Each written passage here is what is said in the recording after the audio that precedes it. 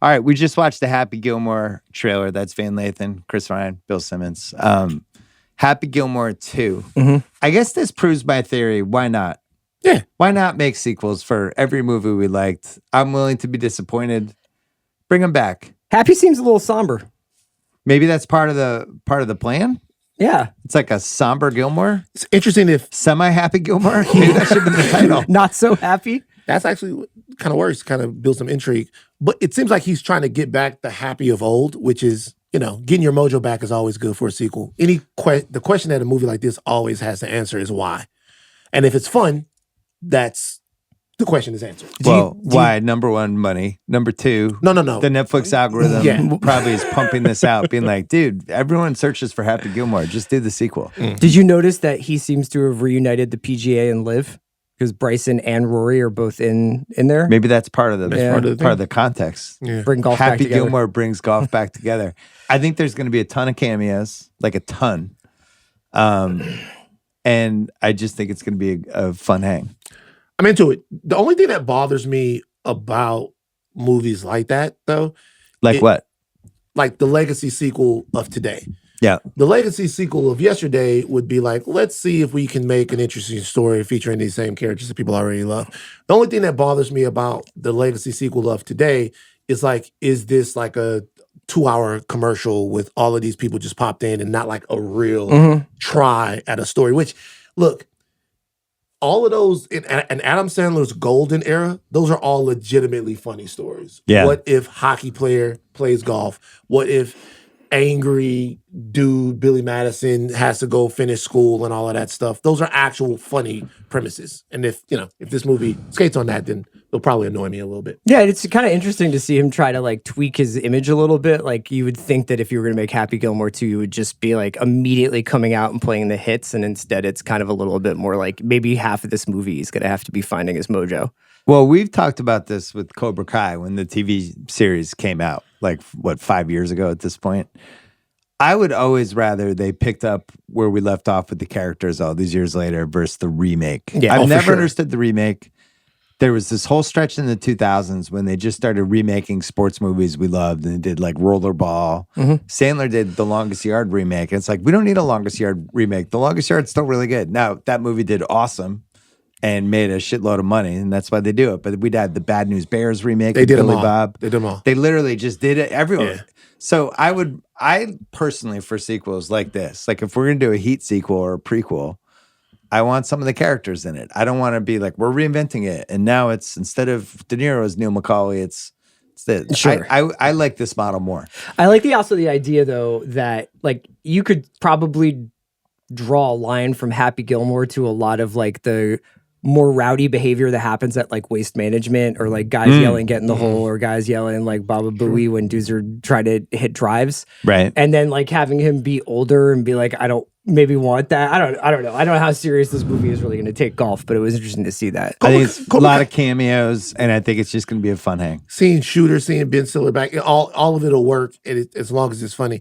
But Cobra Kai is an interesting case study for that, though. It's because they were like, all right, what Karate Kid is the apex of nostalgia. It's a completely nostalgic movie with nostalgic music, with this iconic character and all of that. And they actually decided there's actually more story there. Well, and then they flipped it where it's like the premise of Cobra Kai was, what about Johnny Lawrence? How did his life turn out? Johnny and they turns out started to be there, and it was actually really interesting for a couple of years. Right. And so you don't have to they don't have to make The Godfather. Just put Happy, you know what I'm saying? Yeah. Just put Happy in a place where we're like what's going on with him. By the way, I'm interested to see how his life, how they do in the movie. How did it turn out the last 30 years? Because they make it from the trailer, they make it seem like maybe it didn't turn out that great. Right. Well, he's got a nice It was house. like a John Daly type thing.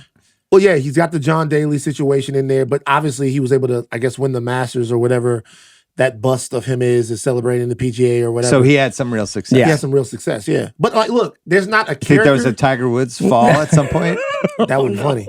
There's not a character that Sandler played in the 90s that I wouldn't sign up for more of. He's probably, would you say that that's his Waterboy too, I might be good. Don't you think Happy is the most iconic creation he's had? I think it's the most enduring one, no so question. it's kind of funny to see that the sequel for it comes and it's a little bit more low-key. Yeah. if they were going to remake any sports movie and use this motto of we're catching up with the guy or the team or the star, whoever it is now, who would it be for you? What would be your number one? Like, because we just did a rewatchables about Blue Chips. Comedy That's or drama? coming, but we talked about what would the Blue Chips sequel be. Could be anything, but any sort of sports movie. We get to pick up with people. What do you got? It's gonna sound crazy, but Tin Cup. Yeah. You know what, dude? I was just going to say that. Because Senior there's no tour? reason why he couldn't still be slinging it. Yeah. Hey, Tin Cup. It was such a crazy flare out at the end, and the movie made you buy into it and be like, oh shit. It's like a really defining character moment from a character that I really loved. But like Tin Cup, I'll be interested. And to you see know, what like he's into. old guys will make runs. Like sometimes they'll just be like, I can't believe Couples is going to make the cut. So like it could be like Tin Cup. All he has to do is qualify for the U.S. Open. Mm-hmm. And I always loved the first half of Tin Cup and in like West Texas driving ranges and stuff like that. I would do He Got Game. I would call it Still Got Game. And it's Jesus Shuttlesworth. He's just finished like an 18-year NBA career. Okay. Basically like Ray Allen's career. Okay. He's made $500 million. He's divorced.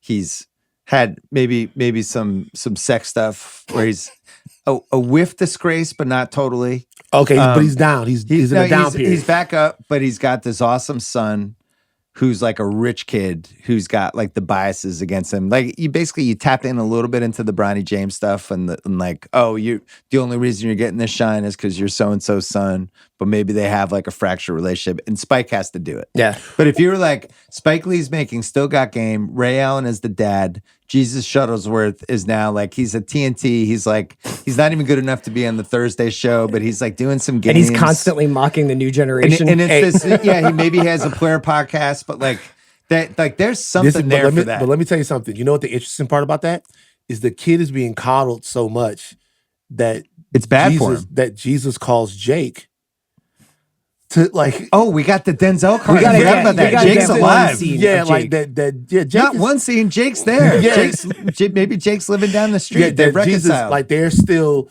that they reconcile around the fact that this kid who's talented but won't listen needs a little bit of extra oomph, and Jesus calls Jake in, and Jake is the one. You know who's not in the movie? Who?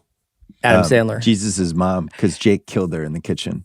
That's the thing that happened. Is it It a was bad an sign? accident, but not totally. It was. It was not totally an accident. That's the biggest. It was a nitpick hard shove. It was a. It was a hard shove. accident. Well, regardless. Yeah. So just be Jake. It'd be kind of cool to do Anatomy of a Fall with that shove. You know, like, but how That's come the He the Got Game energy sequel? in the room just jumped up 5 notches when we started talking about He's Got Game instead of Happy Gilmore? Listen, if you just saw the trailer and it was 10 seconds and it said Still Got Game, and you just see, and you just hear the basketball. you see this $40 million mansion in like, Biscayne Bay, and it's retired Miami Heat superstar Jesus Shuttlesworth, and there's just a ball bouncing and it's his son. You know why the I'm in. energy? You know why the energy went up? Because why not just fucking make it? Because seriously, I'm seriously, why not just fucking make it? Denzel is on a heater. He's just worked with Spike again. Just worked with Spike again. Like the story is of all Bill's, Cockamamie ideas. This is actually a good one. Why not just fucking make it? Spike has had a resurgence in the last couple of years, finally getting his gold and all of that stuff. It's an easy And also, one. like, that was one of the most personal Spike movies. Like, he really cared about that. He had the relationship with Marbury. But that's that's why I like Happy Gilmore 2, Still Got Game. Like, there's a couple of these that I don't know. There's man. more story, and there's actually something to be said about basketball culture and nepotism in basketball and how these kids are going about it and the whole fucking nine and also Jake the and ex-player incarceration. culture. Like, yeah. in Love and Basketball, the Dennis Haysbert character is really interesting. Yeah. This retired guy, Omar Epps' dad. I always thought like all the scenes with him were great. But yeah, I think there's stuff there because just the concept of an ex-player in today, now, and just how their relationship to basketball, how they still try to tilt like whatever their legacy was by the media stuff that they do. We're watching it now in real time with some of these guys. Back to Happy real quick. Yeah. As far as this movie is concerned, is Sandler still in the comedy pocket where he needs to be to make this movie what it has to be for like a lot of people to be? I feel like his Like, comedies. can he still throw his fastball? Can he still throw comedically? his I think his I think he comedies can. are on autopilot, and then when he wants to do something with the Safdies or like a PTA movie, it's like way more like engaged. I mean, no, that's my read on it. It's I like, still think he has. I think he's got it in the back pocket whenever he wants. To When's have the it. last time he was side-splittingly funny? He's been great. Hustle, I love that movie. But he moved because he got older. He moved into I a get it. different era of. They all do that, by the way. It's Yeah. not just Adam Sandler. They all get to a point where either they play old characters that they've done before. Yeah. right, and then they like Eddie Murphy was. I thought Eddie Murphy was very funny as Axel Foley in the last Beverly Hills Cop movie. You didn't think so? I thought he was very. I thought he was. I would never say a bad word about Eddie Murphy. So you're just not going to say anything. I thought he was as funny. Sit this one out. I enjoyed it. I enjoyed it. Right, but my point is, it's not Axel Foley. It's not like the Axel Foley that. No. And so when you That's one where I don't know if we needed a fourth Axel Foley movie. Well, they had, or we needed a second Coming to America movie. We needed Days of Thunder to do better, to have a better third movie. To bring a character back that everybody loves, there has to be a real reason for it. So Happy Gilmore 2, I'm open to it. There seems like there might be a real reason to it. But that's why I still got game. Roy McAvoy is another one that we mentioned. There's an element of it too where you watch that trailer. I don't know that would be like I'm going to the movie theater on the first weekend to see Happy Gilmore 2. But I watched it on Netflix. On Netflix, I'll probably turn it on. Yeah, I'll watch it. Yeah. Okay, there you go. Happy Gilmore 2. That's our reaction.